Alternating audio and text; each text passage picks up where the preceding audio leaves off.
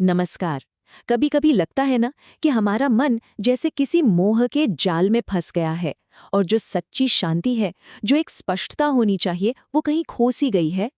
तो आज हम एक ऐसे ही गहरे श्लोक को समझने वाले हैं जो इसी सफर के बारे में बताता है।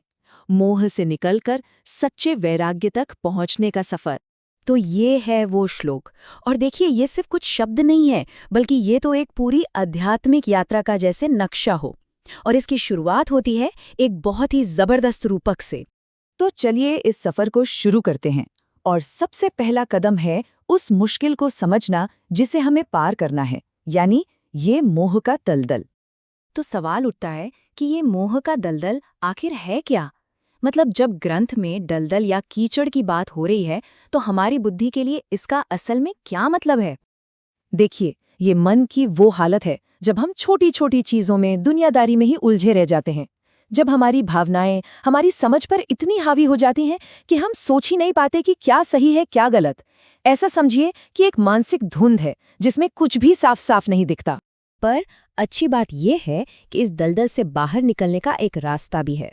तो आइए देखते हैं कि ये ग्रंथ हमें इस बारे में क्या मार्गदर्शन देता है। तो ये जो सफर है ना, ये 3 हिस्सों में बटा है।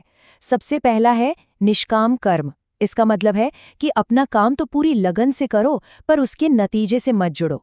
अच्छा, जब हम ऐसा करते हैं ना, तो धीरे धीरे हमारे कर्माशय का नाश होता है। अब कर्माशय क्या है? ये हमारे पुराने कर्मों के वो असर हैं जो हमारे मन पर एक बोझ की तरह पड़े रहते हैं। और जैसे ही ये बोझ हटता है, हमें मोह से मुक्ति मिल जाती है।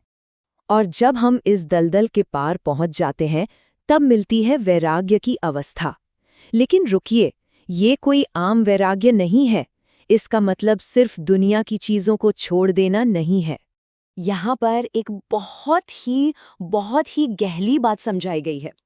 सच्चा वैराग्य सिर्फ इस दुनिया की सुनी सुनाई चीजों को छोड़ना नहीं है, बल्कि पुण्य करके स्वर्ग पाने की जो इच्छा होती है ना, उसे भी छोड़ देना है। मतलब ये लगाव से पूरी तरह आजाद हो जाने की हालत है, चाहे वो लगाव इस लोक का हो या परलोक। तो सबसे जरूरी सवाल ये है कि आखिर ये ग्रंथ असली वैराग्य को, मतलब अपने अंतिम लक्ष्य को कैसे समझाता है, कि ये सच्चा वैराग्य असल में है क्या?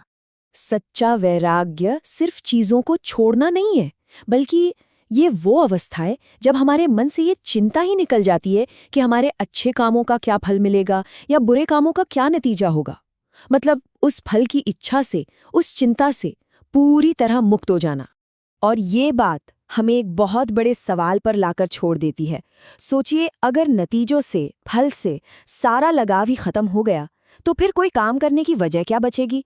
प्रेरणा कहाँ से आएगी? ये एक ऐसा सवाल है जिसका जवाब हम सबको अपने अंदर ही खोजना होगा। और इसी विचार के साथ आज की ये चर्चा हम यहीं समाप्त करते हैं। नमस्कार।